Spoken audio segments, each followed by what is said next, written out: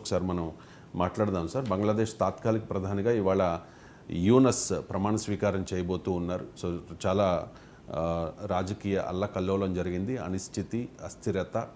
ఇప్పటికీ కూడా అక్కడ హిందువుల మీద దాడులు జరుగుతూ ఉన్నాయి. వాటిని అడ్డుకోవాలి అని చెప్పి భారత్కి సంబంధించి జగ్గు వాసుదేవ్ కానీ, ఉత్తరప్రదేశ్ ముఖ్యమంత్రి యోగి ఆదిత్యనాథ్ ఇలాంటి వాళ్ళందరూ కూడా డిమాండ్ చేస్తూ ఉన్నారు. ఇక్కడ పాయింట్ ఏంటంటే సార్, బిఎన్పి ఒక పార్టీ ఉంది, అవామీ లీగ్ ఒక పార్టీ ఉంది. అవామీ లీగ్ లేకుండా ఎన్నికలు జరగవు అని చెప్పి కార్యకర్తలకు హసీనా కుమారుడు భరోసా ఇస్తున్న పరిస్థితి. ఈ తరుణంలో ప్రముఖ ఆర్థికవేత్త, అలాగే నోబెల్ బహుమతి గ్రహీత, నాకు తెలిసి ఆయన రాజకీయాలకు దూరంగా ఉంటారనుకుంటా సార్, ఆయన్ని యూనస్ను బంగ్లాదేశ్ తాత్కాలిక ప్రధానిగా ఎంపిక చేయడం వెనుక ఉన్న కారణాలేంటి? అంటే ఇప్పుడు తాత్కాలిక ఇంటరిమ్ గవర్నమెంట్కి ఎప్పుడు కూడా ఒక పార్టీ వాళ్ళు ఉంటే అది ఇంటరిమ్ గవర్నమెంట్ అనదు. తాత్కాలిక ప్రభుత్వం అంటే అందరికీ ఆమోదయోగ్యమైన వ్యక్తి ఉండాలి. ఇప్పుడు బంగ్లాదేశ్ నేషనలిస్ట్ పార్టీ అంటే అది ఒక రాజకీయ పార్టీ. అఫ్కోర్స్ అవామీ లీగ్ ప్రతినిధులు ఉండే అవకాశమే లేదు. ఎందుకంటే అవామీ లీగ్ ప్రభుత్వాన్ని కూలదోసే ఈ పరిణామాలన్నీ జరిగాయి కనుక అవామీ లీగ్ ప్రభుత్వంలో భాగస్వామి అయ్యే అవకాశమే లేదు. భాగస్వామి అయితే నిరసనకారులు అంగీకరించే ప్రసక్తి లేదు. ఎన్నికలు జరిగినప్పుడు మరి అవామీ లీగ్ను ఎన్నికల్లో పోటీ చేయనిస్తారా, చేయనియరా, దాన్ని నిషేధిస్తారా, ఒకవేళ పోటీ చేసినా ఎంత ఫేర్గా ఎన్నికలు జరుగుతాయి? ఇప్పుడు షేక్ హసీనా నాయకత్వంలో ఎన్నికలు జరిగితే కూడా ఆ ఎన్నికలు అన్ఫేర్గా జరిగాయని చెప్పి ప్రతిపక్షాలు బాయ్కాట్ కూడా చేశాయి. మరి అవామీ లీగ్ పాల్గొనే అవకాశం ఉంటుందా, బాయ్కాట్ చేయాల్సి వస్తుందా? ఇప్పుడు జరుగుతున్న హింసాకాండను చూస్తే మామూలుగా లేదు. అందువల్ల అవన్నీ మనకు ఫ్యూచర్లో తేలాల్సిందే ఎలక్షన్లు అంటూ జరిగినప్పుడు. ఇప్పుడు ఈ ఇంటరిమ్ గవర్నమెంట్ తాత్కాలిక ప్రభుత్వం అంటే ఎన్నికల వరకు ఈ ప్రభుత్వం ఉంటుంది. ఈ ప్రభుత్వ ఆధ్వర్యంలో ఎన్నికలు జరుగుతాయి. సో అందుకొరకు అందరికీ ఆమోదయోగ్యమైన వ్యక్తి, అట్లీస్ట్ ఇప్పుడు అవామీ లీగ్ ప్రభుత్వాన్ని వ్యతిరేకించి ఈ పరిణామాలకు కారణమైన వారిలోనైనా అందరికీ ఆమోదయోగ్యం కావాలి. అవామీ లీగ్ కూడా ఆమోదయోగ్యం అంటే ఒప్పుకోరు, కనీసం మిగతా వారికైనా ఆమోదయోగ్యం కావాలి. యూనస్ ఏంటంటే షేక్ హసీనాకు వ్యతిరేకంగా ఈ పరిణామాల నిరసనలు జరిగాయి. ఆమె రాజీనామా చేసి దేశం విడిచిపోయింది.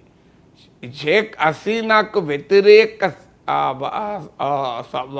శిబిరానికి ఒక రకంగా రాజకీయాల్లో లేకపోయినా యూనస్ ఒక సింబల్గా ఉన్నాడు. అంటే యాంటీ హసీనా సెంటిమెంట్కు సింబల్గా ఉన్నాడు. అందుకే ఈ షేక్ హసీనా రాజీనామా చేసి దేశం విడిచి వెళ్ళిపోయాక విద్యార్థుల్ని శాంతపరచడానికి ఆర్మీ తీసుకున్న హెల్ప్ యూనస్దే.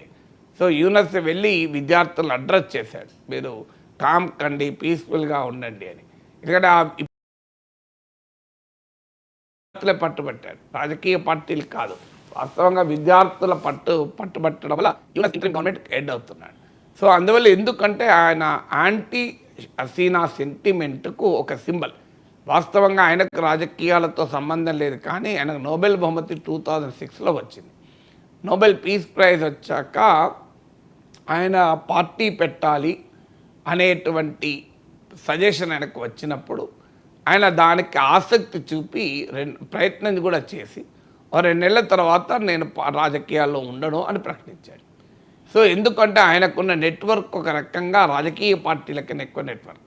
ఆయన ప్రారంభించిన గ్రామీణ్ బ్యాంకుకు బంగ్లాదేశ్లో 94% గ్రామాల్లో ప్రజెన్స్ ఉంది.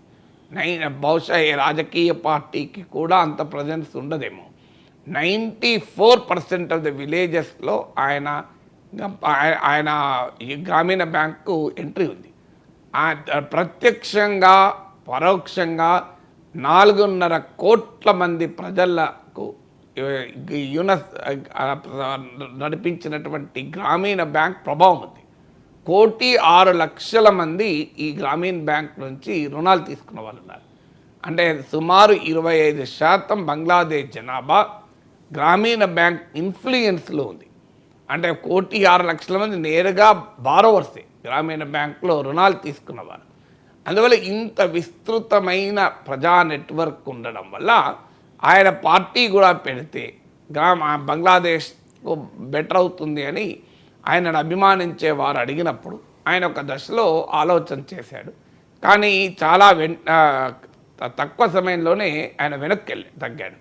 కానీ ఆ 2006 ఆ ప్రాంతంలో 2008లో షేక్ హసీనా ప్రైమ్ మినిస్టర్ అయ్యాడు.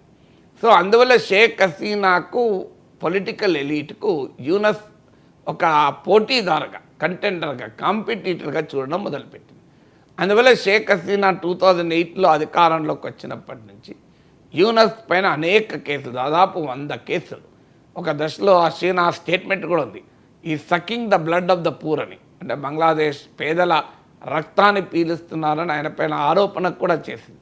అంటే ఆయన మైక్రో ఫైనాన్స్, మైక్రో క్రెడిట్ ద్వారా పేద ప్రజలకు సహాయం చేస్తున్నాడన్నది ఒక కాన్సెప్ట్ అయితే, లేదైనా రక్తాన్ని పీలుస్తున్నాడని ఈ షేక్ హసీనా వ్యాఖ్యానించింది.